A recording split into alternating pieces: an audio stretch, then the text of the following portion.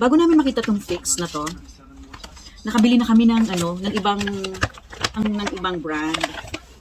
Ito ay Luxury Dubai Chocolate Velvet Sweets. Nagpa-free taste lang siya sa Souk Madinat. Tapos, grabe, napapasok na kami sa kanyang store.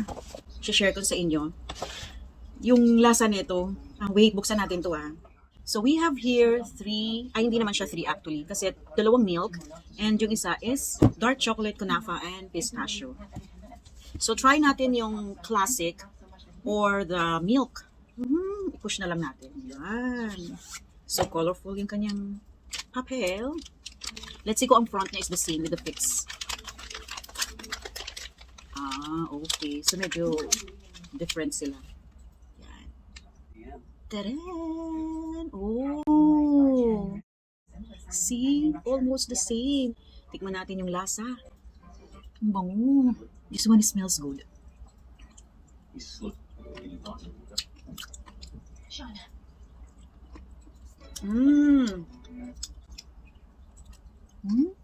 Sarap. Mas masarap siya.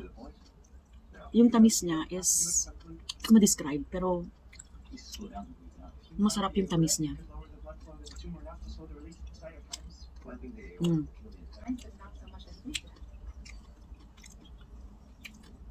Yun lang. That's it. And thank you for watching. Bye. Velvet Sweets.